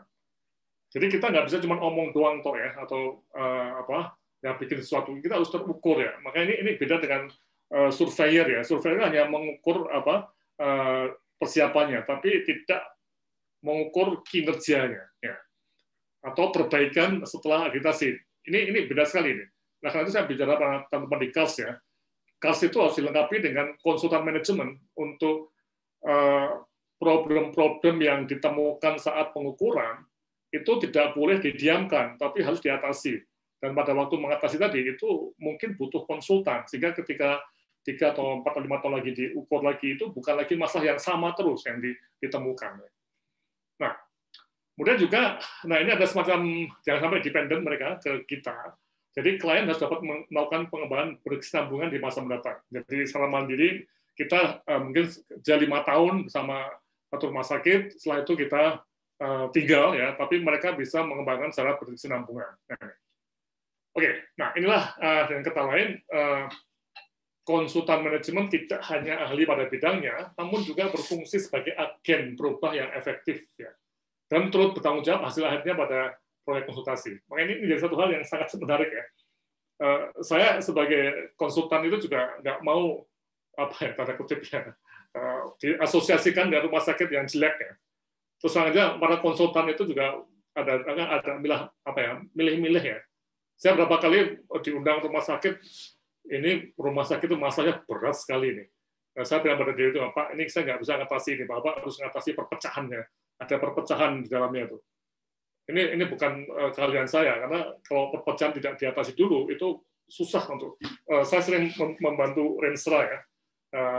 Nah, perpecahan itu tidak diatasi, nggak ada gunanya bikin Renstra. Kenapa? Kalau kita nekat Renstra kita bikin dalam suasana perpecahan yang tidak ada solusinya, itu nggak ada gunanya. Dan nanti kita sebagai konsultan itu tidak bisa apa-apa, dan akhir-akhirnya juga konsultan itu diasosiasikan. Oh, itu rumah sakitnya jelek tuh, siapa tahu konsultannya? Oh, Pak Laksono. Oh, pantas ya. Jadi, nah ini yang, jadi nama kita itu juga menjadi taruhan loh. Jadi makanya kita harus hati-hati betul memilih klien ya. Kita tidak boleh asal pilih klien tadi. Kita harus betul-betul cari klien yang istilahnya itu serius ataupun mempunyai niat yang benar ya. Tidak hanya ini saya punya uang segini, tolong kita bikin sesuatu ya. Enggak seperti itu. Nah, jadi kita tidak bisa hanya bertanggung jawab pada sukses yang pertama ya. Dosen itu bisa seperti ini. Kita dengan solusi atau metode untuk klien, tapi kemudian kita tinggal. Tidak seperti itu. Jadi konsultan harus betul-betul mendampingi sampai ada solusinya. Oke, silakan. Ada komentar nggak mengenai ini? Esensi sebagai konsultan. Oh ya, nanti semua bahan lebih detail itu ada di website ya, Mbak Raras, tolong dimasukkan ke chat untuk website kursus konsultan manajemen tahun lalu ya, yang tadi disampaikan oleh Raras ya. Silakan, ada komentar di sini. Pengalaman, Prof. Pernah saya saat itu masih saya di Karyadi maupun Sarjito, itu menghasilkan seorang konsultan. Padahal kita tahu rumah sakit level Karyadi atau Sarjito itu butuhnya konsultan yang memang level lah. Ternyata konsultan tersebut kita tanyai tentang track record-nya, dia pernah jadi konsultan dengan rumah sakit yang 100 tempat tidur. Padahal di Sarjito maupun di Karyadi itu sekitar hampir 1000. Makanya langsung saya minta ganti. Hanya saya tidak mau konsultan, tapi nggak bisa diganti, tapi karena sudah menang kontrak, karena kontraknya adalah bersama dengan PT tersebut, maka mau tidak mau mesti kita telan. Ini ya Prof, mungkin ada pengalaman bahwa apa yang dikatakan Prof Laksono tadi betul. Kalau menjadi konsultan itu kalau rumah sakitnya kecil, mungkin dia ya harusnya yang level, bukan yang gede. Ya, saya pernah jadi konsultan rumah sakit. Yang rumah sakit mana? Setelah kita browsing, rumah sakitnya hanya 100 tempat tidur. Padahal kita butuhnya ada ya sekitar 1000 ya. Makanya ini memang yang memilah dan memilih. Tapi gini Prof, karena ini adalah konsultan pendidikan, ini adalah yang artinya baru. Nah ini perlu misalnya kita sering sharing ya. Nanti mungkin kita dibantu modul-modul sharingnya itu apa saja, itu nanti mungkin lebih mengena. Karena apakah modul-modul sharingnya itu contohnya kalau misalnya tentang ya kalau kita itu rumah sakit dengan pendidikan swasta, nanti mungkin sharing modulnya swasta bagaimana, yang milik yayasan atau mungkin lain yayasan. Kemudian rumah sakit pendidikan yang satu adalah daerah, yang satu milik ini, karena ini pangsa pasar kita sebenarnya ada 2 macam dari rumah sakit pendidikan ini, namanya rumah fakultas pendidikan swasta dan rumah sakit pendidikan swasta. Rumah sakit pendidikannya adalah swasta, FK-nya negeri. Kemudian ada rumah sakit pemerintah pusat. Kemudian ini ada, bisa diakses loh. Halo, Pak.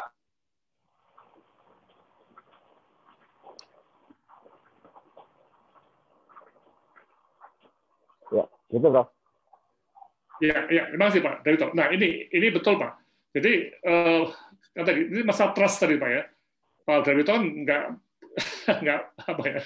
nggak percaya dong pada tadi ya karena CV-nya penting, CV-nya tadi.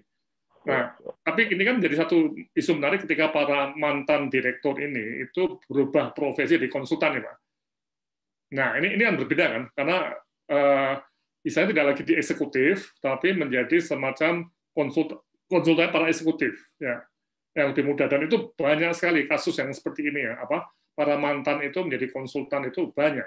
Ya. Nah, cuman sekarang yang pertanyaan menarik, bagaimana kita mengembangkan trust tadi ya. Nah, ini Bu Ratna juga mengusulkan ada suatu short CV ya, pendidikan dan pengalaman kerja yang fungsinya saling mengenal antara para peserta ya. Nah, ini penting nih. Jadi misalnya Pak Darwito, ya Pak Darwito CV-nya sebagai direktur Yandik, pernah ya, jadi direktur pelayanan, direktur ya, direktur utama juga di Sarjito ya. Nah, tentunya ketika nanti rumah sakit pendidikan mana ya, itu membutuhkan bagaimana masalah penanganan dokter spesialis yang tanda kutip itu masalah insentif, payment, remunerasi itu. Nah ini kan kalau Pak Darwito yang datang ke rumah sakit tadi kan, ya istilahnya tuh meyakinkan. Lain dengan misalnya itu saya atau Mbak Putu ya itu Anda nggak pernah jadi direktur. Nah ini loh.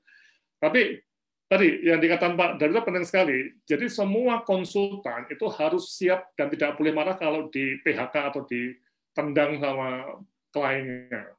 Ya, jadi mohon dilihat ya. Ya, jadi ini yang kadang-kadang berbeda atau kadang-kadang sangat berbeda dengan surveyor ya. Surveyor itu tidak bisa ditendang oleh rumah sakit yang mengundangnya. Gila apa? Ya. Jadi seperti bos betul ya, tapi konsultan itu bisa aja di PHK. Nah, kami nggak puas dengan Anda sebagai konsultan, ya sudah.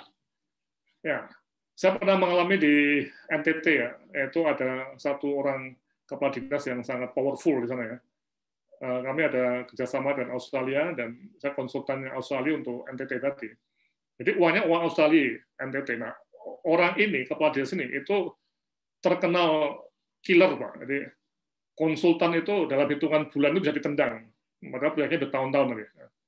Nah, saya udah di-warning sama beberapa orang Australia, Pak Laksono nanti siap-siap ya Pak ya, kalau dimaki-maki sama kepala dinas ya. Ya atau bukan dimaki-maki kasar loh ya. Orangnya emang kasar ya.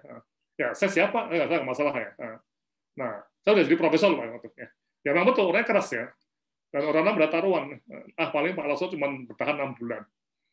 Tapi setelah saya menyelami dia, psikologisnya orangnya baik, cuman gayanya aja yang kasar ya.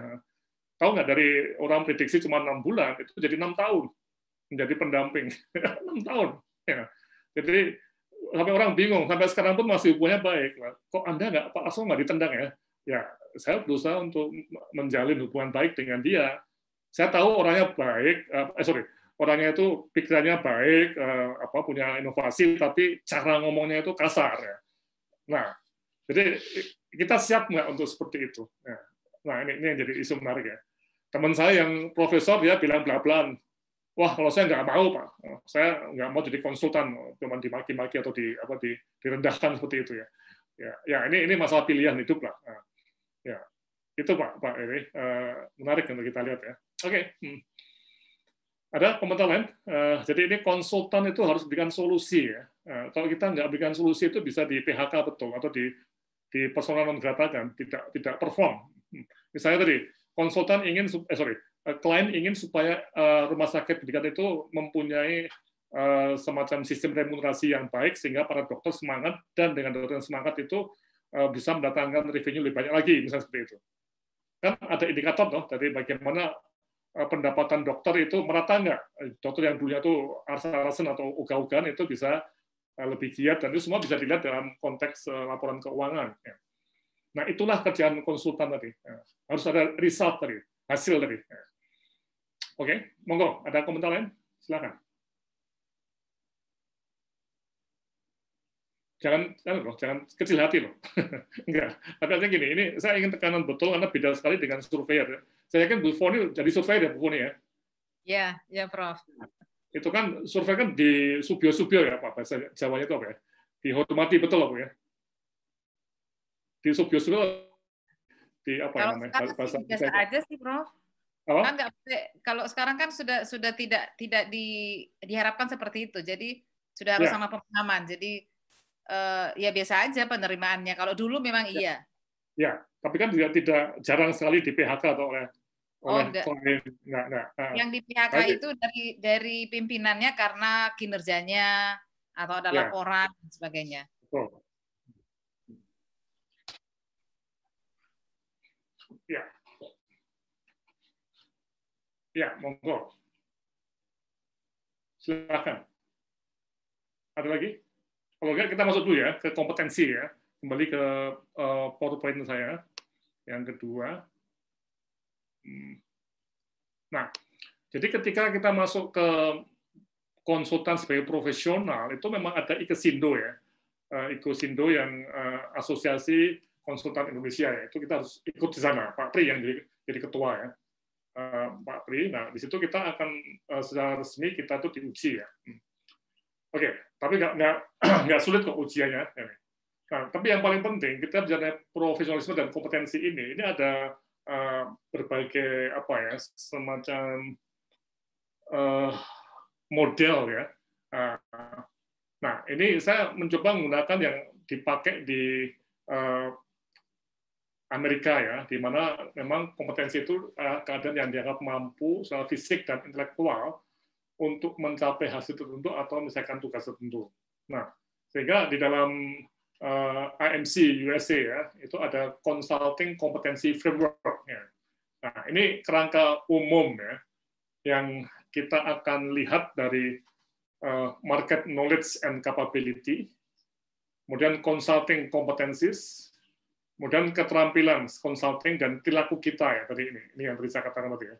Termasuk emotional intelligence tadi yang saya katakan, saya bisa bertahan dengan tim selama 6 tahun itu karena memang kita mempunyai emotional intelligence yang sangat terlatih ya untuk itu ya, tidak terprovokasi misalnya sesuatu. Juga ada profesionalisme dan ethics di sini ya. Nah, jadi kita lihat 3 hal ini yang akan membawa kita menjadi harapannya ya. Jadi memang framework seperti ini kan intinya model yang harapannya bisa membawa kita untuk mengembangkan diri. Dan di dalam kursus ini juga akan masuk ke sini ya, ke model ini, di mana kita akan mulai dari market knowledge and capability. Makanya tadi hari ini kita akan mencoba Anda itu milih apa ya kemampuan teknisnya ya. Memang ini sektor spesialisnya adalah health, khususnya rumah sakit pendidikan ya. Ini lebih detail lagi ya. Ya, tapi di dalam technical juga itu apa? Apakah financing atau strategi, mungkin atau human resources, governance, IT ya ini. IT-nya rumah sakit pendidikan dan FK itu juga perlu dibangun ini ya. Atau marketing atau macam-macam ini. Ini technical disiplinnya. Ya. Saya yakin Bu Foni akan mengambil finance dan strategi ya Bu Foni ya. Tapi tidak mengambil IT ya Bu Foni ya. Ya enggak. Ya ini orang-orang IT ya. Nah, Bu Ratna mungkin governance-nya dan strategi ini, apa leadership misalnya.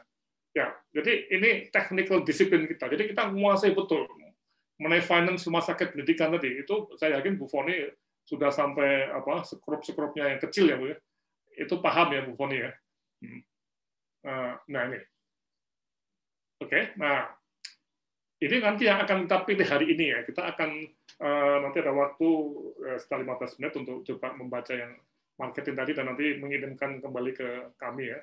Singkat dulu ya. Nah, kemudian consulting competencies. Nah, ini mulai dari business understanding and external awareness untuk melihat lingkungan. Nah, ini mengelola hubungan antara klien dengan kita ya. Ini yang tadi saya katakan ya, nggak gampang nih, apa? Kalau kita nggak hati-hati kita ditendang untuk atau di PHK atau kemudian konflik itu bisa terjadi ya.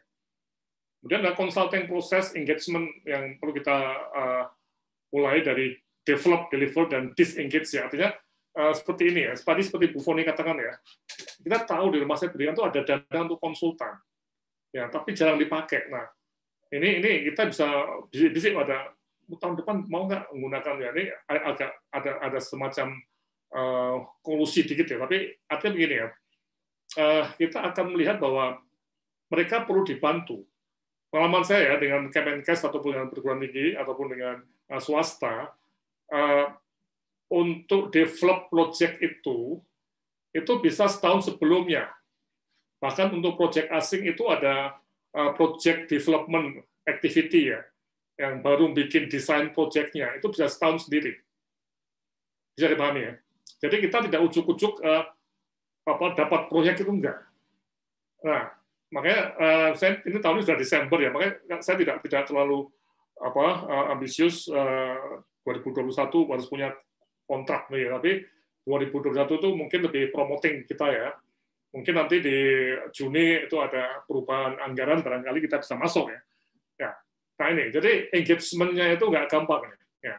Jadi trust-nya di sini. Jadi yang Mbak Putu katakan tadi ya, trust tadi bersumber dari develop tadi kebutuhan tadi ya. Kemudian ada consulting skills and tools yang macam-macam, termasuk bicara di depan direksi, dan kita ini pengalaman saya itu pokoknya kita jangan menggunakan terlalu banyak mulut ya. Konsultan itu banyak menggunakan telinga. Kalau kita banyak ngomong itu, saya paham betul para direksi sebagai itu sudah nggak senang lihatin orang banyak ngomong ya. Jadi mereka itu ingin didengarkan malah. Nah, saya kayak dokter atau pasien itu kan sama toh. Betul nggak Pak? Pasien kan ingin mengutarakan ini masalahnya apa, dan kita sebagai dokter, sebagai konsultan itu ya dengerin betul. Nah ini contohnya ya. Ya, jadi kalau kita mendominasi omongan, ya itu klien-klien yang eksekutif yang puncak sering kadang-kadang malah tersinggung ya. Kok saya seperti diajarin ya? Itu contohnya. Ya. Kemudian practice management itu kompetensi yang terkait dengan praktek kita ya sebagai konsultan. Kemudian consulting skills and behavior, nah nih keterampilan business acumen, memahami bisnis kita itu apa, project management, dan nanti juga ada special case untuk project management, di sini juga banyak ahlinya, personal and professional growth, ya, kemudian proactive thinking, tadi emotional intelligence sampai effective communication. Jadi ini skill-skill yang kelihatan. Dan nanti kita akan mulai hari Jumat ya, kita coba communication skill di depan kamera ya nanti untuk itu ya. Ya, kemudian ada profesionalisme dan ethics. Oke, jadi ini semua adalah gambaran framework ya, rangka kerja kompetensi untuk konsultan manajemen. Oke, saya akan berhenti dulu di sini. Mungkin ada komentar atau pertanyaan, dan tentunya nanti ada adaptasi untuk konsultan manajemen rumah sakit. Silakan.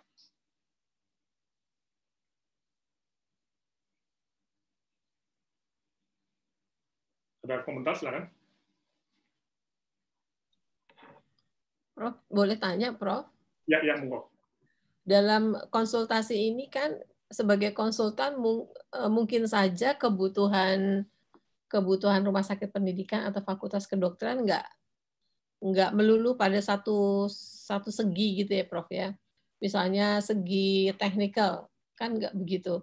Nah, kita ini misalnya awalnya dia minta untuk dibuatkan renstra atau diskusi tentang renstra.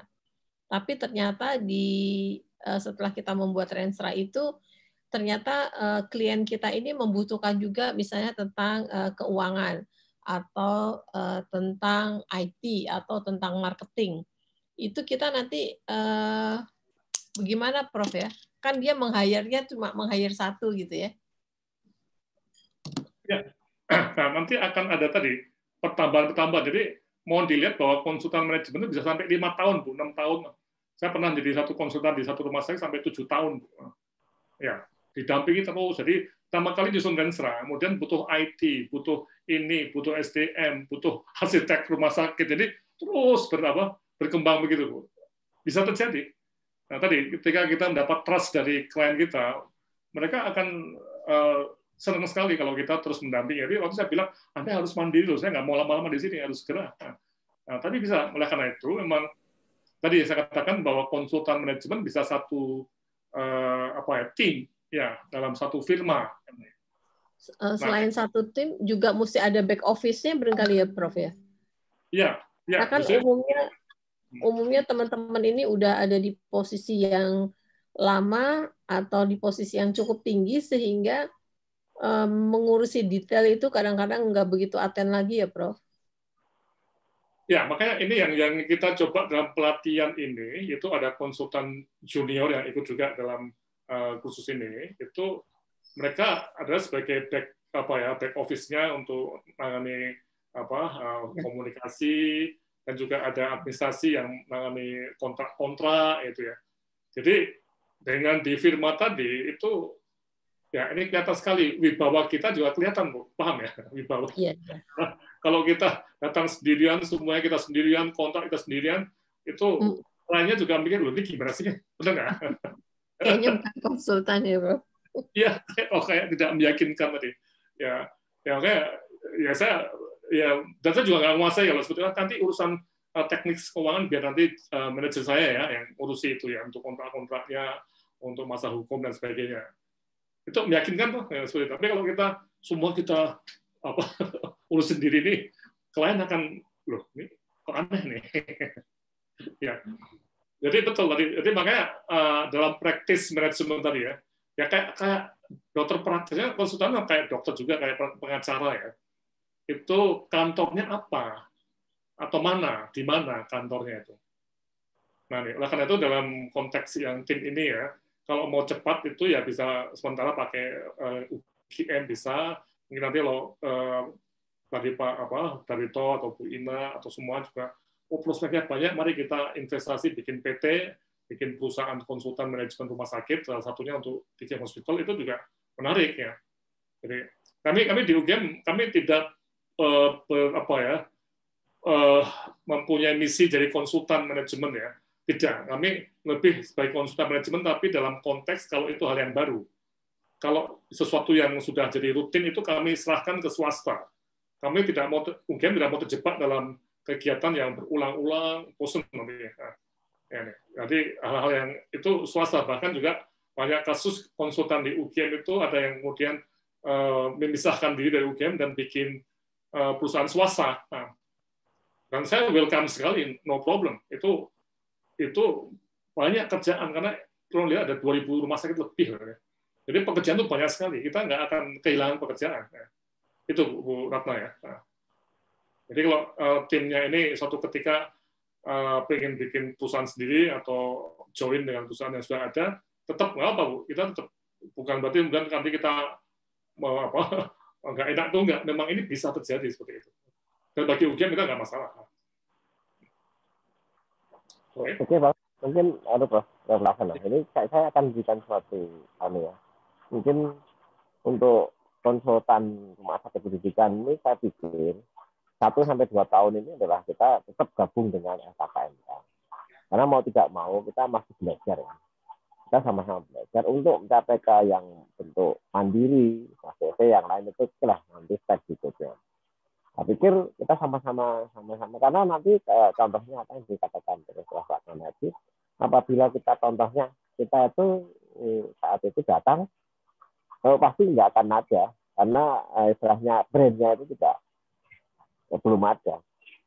Istilahnya kalau nggak ada konsultan dari mana. Tapi kalau FKKMK itu nanti kan satu pilihannya contohnya rumah sakit pendidikan A atau B. Itu satu namanya konsultasi rumah sakit pendidikan. Dia butuhnya mesti whole, baik mulai ke pemimpinan sampai ke IT sampai ke mungkin training dan lain-lain. Itu yang sudah mapan adalah dari FKKMK. Makanya kami setuju artinya dengan adanya FKKMK itu kita gabung di sana dulu. Kemudian kita baru mencari bentuk. Kemudian setelah itu apa yang dikatakan Prof. Laksono tadi, proses itu akan bergulir dengan mulus apabila kita sudah mempunyai pengalaman. Salah satunya satu juga brand kita mungkin kita tetap gabung tapi bisa juga bisa mandiri. Tapi ini adalah satu pilihan-pilihan yang saya pikir contohnya tentang technical discipline. Nggak bakal satu orang itu menguasai finansial, strategi, governance, human resources, maupun IT tidak mungkin. Makanya ini harus satu bentuk yang kita sama-sama nantinya mau kemana, tapi sementara ini adalah gabung ke FKKMK. Contohnya kalau Bu Putu misalnya, Bu Putu kan misalnya ahli tentang bagaimana menyusun tentang misalnya Renstra. Mungkin ada lagi yang IT, mungkin FKKMK kan punya banyak. Kemudian yang lain ini pasti kita harus saling karena konsultan pendidikan ini sudah baru, kita saling mencari bentuk dan kemudian nanti bentuknya bagaimana step berikutnya. Mungkin gitu. Makasih. Ya, nggak masalah Pak. Jadi kita memang mengurangi waktu belajar kesulitan belajar ya di awal tadi. Memang paling baik ya. Dan itu sering juga kita lakukan juga ya bersama PKMK nanti udah siap bisa mandiri ya. Karena balik lagi itu kliennya potensinya banyak sekali ya. Kami juga nggak mungkin PKMK itu untuk satu rumah sakit itu paling setahun cuma 2 atau 3, untuk manajemen paling 2 atau 3, nggak bisa puluhan tuh nggak bisa. Nah, tidak ada kemampuan juga dan sangat berat ya untuk terlalu banyak ya. Oke, jadi itu Pak Darwito ya. Jadi hal seperti ini yang nanti akan kita bahas secara satu persatu, tapi kita akan mulai dari sini dulu ya, tentang market knowledge ya.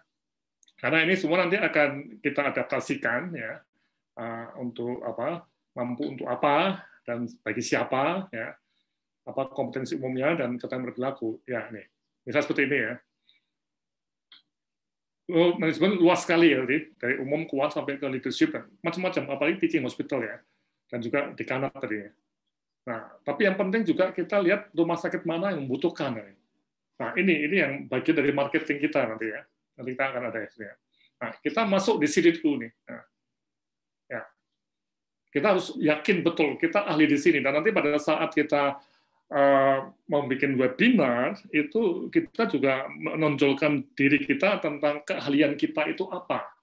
Nah, nanti biasanya para moderatornya atau filosofinya akan menyatakan, saya Bu Foni ini pengalaman jadi ini berapa tahun di Sarjito, kemudian pindah.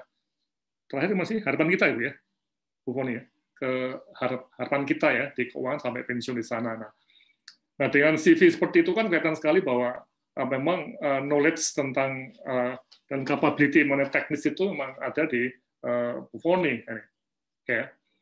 Nah, kemudian juga kalau kita lihat ya, kita juga bisa melihat rantai nilai di rumah sakit, ya nih, yang bisa pakai ini budaya, administrasi, struktur, proses klinik. Nah, ini juga mutu rumah sakit pendidikan juga perlu nih, kalau ada yang tertarik di situ, dia para spesialis ya, bagaimana supaya mutunya teaching hospital itu baik. Fungsi residen itu harus betul-betul jadi, kalau di luar negeri kan jadi bagian dari sistem mutu ya, tidak menjadi bagian dari sesuatu yang merusak mutu ya. Nah ini perlu kita lihat juga ya. Kemudian kompetensi umum tadi ya, yang di sini tadi ya, ini bisa kita lihat, kita akan pelajari ya. Oke. Kemudian keterampilan dan perilaku konsultan ini yang di sini, yang termasuk tadi intelijensi emosional, dan nanti yang kita coba langsung ini ya, besok hari Jumat itu komunikasi efektif dan interpersonal ya, tapi melalui digital ya, karena kita harus siap-siap melalui webinar atau diskusi melalui kamera ya. Oke, nah sehingga pertanyaan berikutnya, bagaimana cara pengembangan kompetensi konsultan tadi? Nah, ini yang ada beberapa hal yang kita lihat peran lembaga konsultan. Jadi kalau tadi Pak Darwito katakan PKMK itu lembaga konsultan yang bisa untuk mengembangkan konsultan individu ya. Seperti di sini juga para konsultan junior itu ada yang baru selesai S2 di Melbourne atau di mana tuh Konken atau di mana ya, itu jadi peneliti, jadi konsultan di kita ya. Nah, berkembang melalui kita ya. Kemudian juga ada peran perhimpunan konsultan itu IKESINDO. Kemudian peran klien dan asosiasi rumah sakit. Nah, saya Bu Andi nggak ikut ya, tapi ARSVI itu penting sekali untuk nanti pembicara-pembicara di asosiasi rumah sakit ARSVI itu betul-betul yang kompeten ya, dan jangan yang L4 lu lagi, tapi betul-betul yang mempunyai kemampuan kompetensi untuk mengatasi kebutuhan anggota asosiasi. Ya. Kemudian ada juga berusaha untuk konsultan di web. Nah, jadi ini perannya ada konsultan perorangan dan ada konsultan yang lembaga, tapi kayaknya saya lebih cenderung harusnya jangan sendirian ya. Lone Ranger itu zaman dulu bisa, tapi sekarang agak susah ya. Ya, apalagi di masa COVID ini kan juga harus banyak komunikasi, masa kita harus komunikasi terus sendirian ya. Ya ini misalnya tadi yang dikatakan tadi, kita harus dua-duanya, dua keahlian dari. Nah, ini artinya antara konsultan keuangan dan sistem IT itu harus bekerja bersama. Nah, dan juga kontrak dapat berbentuk konsorsium berbagai lembaga, nah, itu juga bisa. Jadi, fleksibel konsultan itu. Nah, dalam jenis-jenis lembaga konsultan itu ada figur-figur nama besar ya, yang berfungsi sebagai penarik klien. Yang tadi mendapat trust tadi ya, yang dia bepergian atau berhubungan dengan klien dan membawa kontrak-kontrak untuk masuk ke lembaga. Jadi ini disebut sebagai apa yang mendatangkan hujan ya, rainmaker untuk lembaga konsultan tadi. Jadi Bapak Ibu semua itu nanti rainmaker, Pak. Nah, nanti yang muda-muda itu lebih sebagai semacam pendukung sistemnya ini, dan nanti mungkin 10 tahun lagi, 15 tahun lagi mereka jadi rainmaker juga. Jadi ini memang ada kemungkinan tidak pakai nama besar, tapi misalnya kalau dulu ya ada firma konsultan Boston Consulting Group misalnya, itu banyak konsultan yang tanpa nama pun hidup di situ. Jadi konsultan itu memang kayak pengacara ya, seperti Adnan Buyung, Nasution and Associates ya. Nah ini juga sama. Jadi ada juga perusahaan konsultan yang namanya Andayani and Friends, Putu, atau Laksono and Gang, ya, Associates ya, seperti itu juga bisa. Nah ini. Tapi ini berlaku sebagai sebuah korporasi penyedia jasa konsultasi. Korporasi yang tadi Bu Stefani katakan ada kontrak-kontrak yang sudah punya SPU-nya juga ya. Nah, kemudian ada pimpin proyek konsultasi, penopang manajemen, termasuk negosiator, penasihat konseptual, para analis, kemudian orang yang melakukan detail, masuk menulis laporan dan hasil, dan para pelaku di lapangan. Nah, ini akan jadi siapa konsultan utamanya, konsultan menengah, dan siapa jadi konsultan muda. Nah, inilah yang menjadi satu isu kunci, Bapak Ibu semua yang dari mantan direktur tadi akan lompat menjadi konsultan utama, ya, karena nggak ada nama ya, nggak ada. Ya. Tapi di backup oleh para konsultan muda. Nah, ini yang jadi satu model dalam firma konsultan. Oke. Nah, dari mana asalnya? Nah, jadi kalau kita lihat ini Bapak Ibu semua mungkin bukan dari S2 yang kalau yang muda-muda itu mengambil karir dari S2 ya. Ya, kalau yang senior itu bisa langsung dari mantan direktur atau direksi manajer rumah sakit yang bertransformasi dengan pelatihan konsultan secara formal dan juga seperti magang. Ya. Jadi memang tadi yang katakan Pak Darwito mungkin 6 bulan pertama ini kita banyak webinar atau magang juga dan sambil mencari kontrak gitu ya. Oke, saya kira ini kan. Oh ya, peran pribadi konsultan ini seperti Kesindo, saya kira bagus sekali untuk sertifikasi, penting nih. Kemudian juga asosiasi rumah sakit, nah ini yang dan rumah sakitnya tentunya mereka yang punya kebutuhan akan konsultan dan memahami peran dan fungsi konsultan dan juga mengalokasikan sumber daya untuk kegiatan bersama konsultan. Nah ini bukan pilihan jujur dalam kinerja konsultan. Ini kita harus hati-hati betul ya. Biasanya word of mouth-nya tinggi ini ya. Jadi memang tidak ada semacam kayak di Gojek atau GoFood itu yang langsung drivernya dikasih bintang 5 atau bintang 4 ya. Tapi biasanya para klien itu bisik-bisik ngomongnya, oh jangan sama Pak Laksono, dia orangnya pemarah, nggak enak, bisa seperti itu. Jadi word of mouth-nya itu, jadi mereka yang memberikan penilaian jujur dalam kinerja konsultan, tapi tidak ada format khusus ya. Dan sering referensi ditanya, misalnya Pak Darwito sebagai direktur Hajito, ada konsultan misalnya Pak Bambang saya. Pak Bambang itu ternyata dia pernah di konsultan di RSCM. Nah, Pak Darwito kemudian telepon direktur rumah sakit RSCM ya. Gimana nih Pak Bambang ini? Apakah bagus apa enggak nih? Nah inilah, oh bagus sekali dia orangnya teliti, bagus dan solusi yang diusulkan itu operasional. Nah, berarti apa?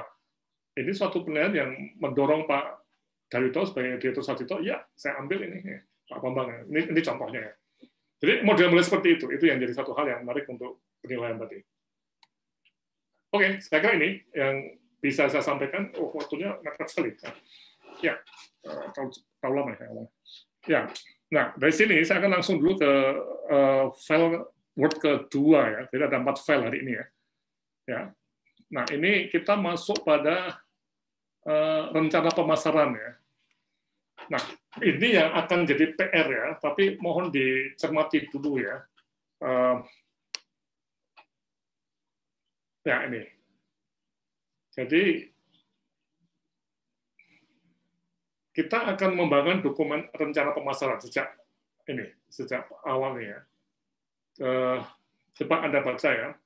Apakah juga akan membangun platform digital, dan nanti kita dalam model webinar mendatang kita akan mencoba menggunakan seperti BBC ya. Jadi para pembicara itu bisa diklik kan ya, dan mendapat semacam masuk ke CV di web manajemen rumah sakit misalnya. Jadi pemasaran digital ini. Ya, tapi juga bisa Anda punya web sendiri ya. Tapi untuk sementara nanti bisa di PKMK dulu. Ya.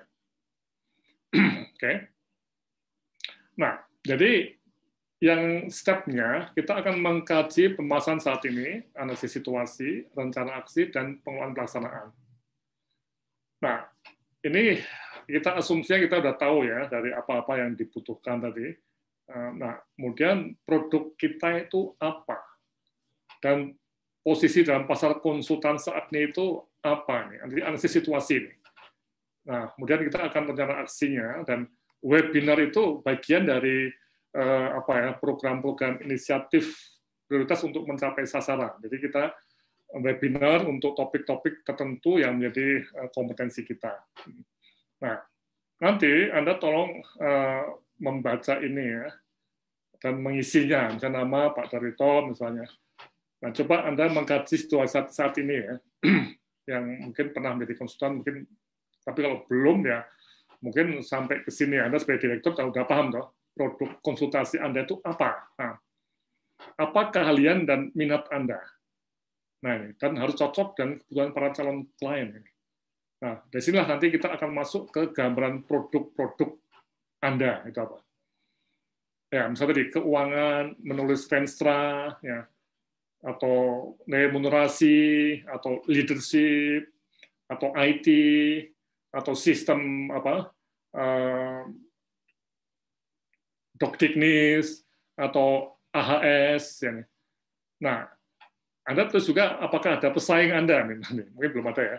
Dan bagaimana kesempatan pemasaran ini? Ini yang nanti kita masuk ke webinar, kemudian pameran di PLC dan sebagainya. Kemudian rencana aksi, ya, bagaimana seleksi target calon klien. Nah, ini nanti kita akan sambil jalan kita akan lakukan ya. Tapi yang menjadi intinya, tolong Anda masuk pada bagian 1 dan 2 ya. Jadi terutama apa keahlian dan minat Anda ya. Ya. Ini yang jadi satu isu kunci ya. Ya, yang nanti kita akan elektronik ya. Nanti Mbak Laras akan mengedarkan satu form ya, singkat untuk semuanya pakai Google Form ya. Setelah Anda pikir, oh saya cocoknya di AHS atau saya cocoknya di marketing atau apalah, monggo dipilih ya. Oke, silakan kalau ada pertanyaan sebelum kita tutup, karena waktu udah 2:38 ya tentang ini. Jadi langkah kita ini adalah di sini untuk apa keahlian dan minat Anda ya. Dan ini kalau Anda sempat, saya inginnya tuh langsung ya, bisa nggak 5 menit ini Anda mikir dan Anda bisa nggak tuliskan ke chat di sini ya. Oh wah, semua orang biar tahu, dan juga yang muda-muda juga akan bisa melihat juga. Yang muda-muda saya pikir nanti, oh saya suka senang strategik ya. Nanti saya akan menjadi harapannya kalau Bu Ratna menerima saya sebagai asisten, wah, konsultan atau itu saya akan ke strategi juga ya. Jadi nanti akan ada suatu matching ya antara konsultan senior dengan yang junior ya. Oke.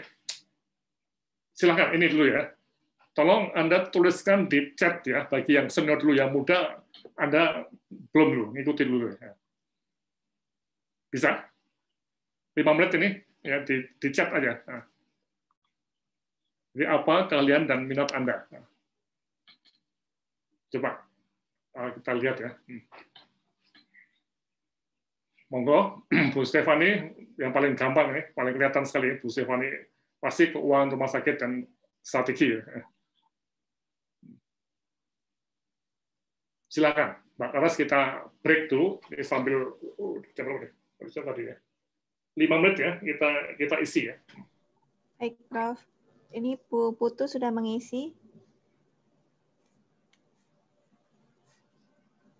Bu Rini, manajemen SDM, ya termasuk doktiknis ya Bu Rini ya. Halo, Bu Rini. Ya betul. Ya. Saya Ya, termasuk doktiknis toh, Bu? Oh, nggak denger ya? Dokter, ini suaranya kecil sekali, Dok. Lagi nyepeda apa ya? Lagi nyepeda dia. Di sawah kali. Ya, mungkin manajemen SDM dan Dokteknis misalnya. Nggak apa, ini cuma aja, semacam brainstorming aja, aja. Coba saya ingin tahu juga apakah akan lengkap tidak nih.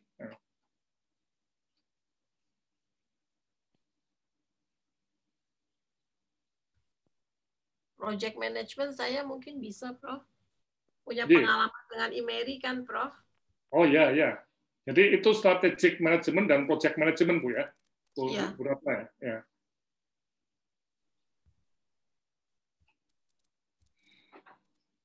AHS, nggak ada yang AHS? Pak Darito, AHS atau siapa? Nanti kita akan cocokkan ya, Mbak Laras, dengan judul-judul apa tema-tema topiknya itu ya, topik. Baik. Ya, apa, ya, Prof. Ada 12 ya, Mbak? 12 topik. Ya, kalau bisa 2 minggu sekalian berarti 24 minggu ya, 6 bulan itu bisa.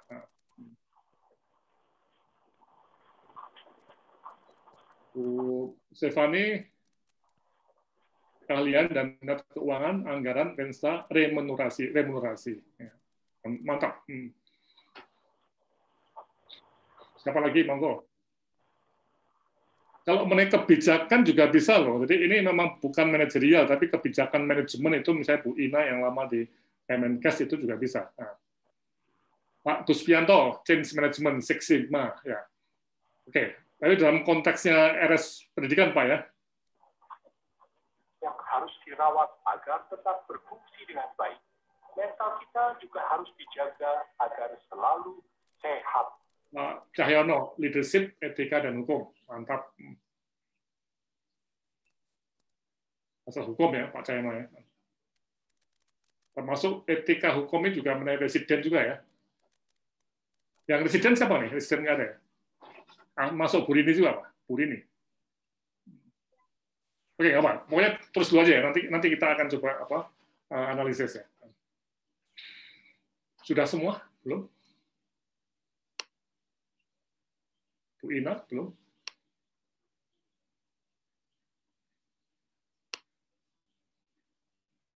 Pak Agus, ada Pak Agus Hadianto. Pak Agus.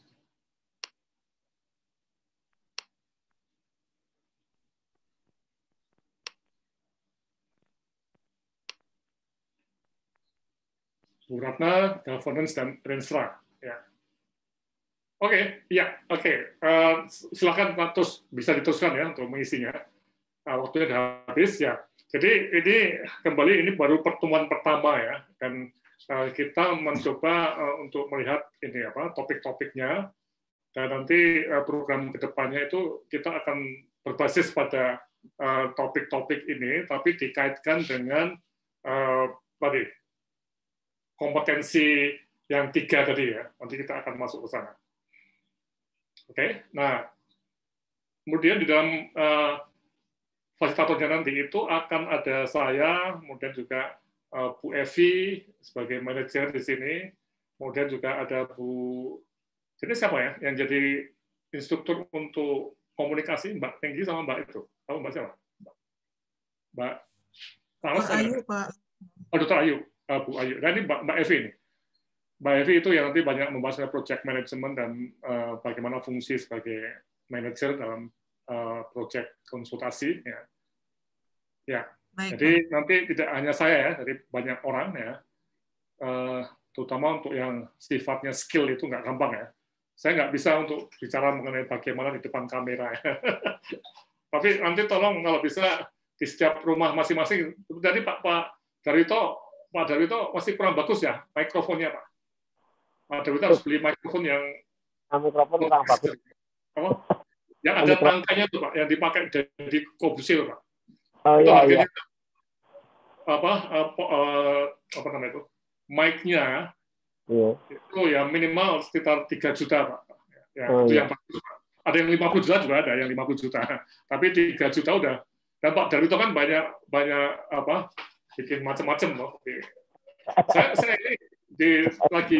ini studio saya kan nggak ya? Iya, iya. Kelihatan? Ya, ya, Nah, belum kelihatan. Ini, nah ini sudah ada chat. Anda tahu ini apa? Lihat ya, ini. Tapi ini mic-nya masih di dalam, mic yang mahal karena masih belum beres atapnya nih. Jadi kita perlu investasi loh kalau mau serius jadi konsultan. Betul Pak. Ya, jadi nggak apa-apa untuk mengisi apa hari-hari yang kalau nggak kita juga bingung ngapain di rumah. Saya untung ada kegiatan seperti ini. Kalau nggak ya saya kan nggak di rumah sakit ya. Ya itu Pak Darito ya. Pak Darito ini belakangnya apa nih? Green screen ya? Ya, green screen. Ini kemarin habis bicara di Bandung, ini belum saya hapus di Onkologi Forum Bandung. Ya. Pak Darito masih kurang mikrofonnya Pak. Yang paling canggih itu Pak Andre Miliala, Pak Andreas. Iya. Itu udah apa ngomongnya tuh kayak penyiar radio, kayak Deddy Corbuzier. Ya. Oke. Sudah? Pak Laksono bisa aja ini.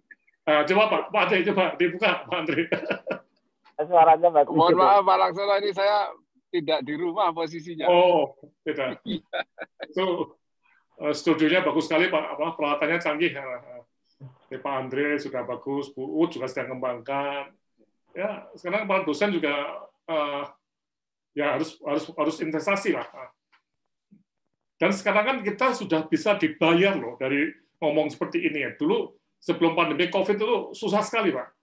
Saya sering diundang, saya nggak bisa cuma pakai Zoom kayak begini ya, atau webinar dulu ya.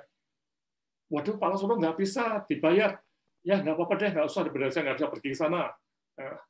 Tapi tiba-tiba muncul juga di rekening, loh kok dibayar? Ya Pak, panitia kita kumpulin uang dari mana-mana, akhirnya Bapak kita bayar tidak sesuai dengan SBU atau pakai administrasi tadi.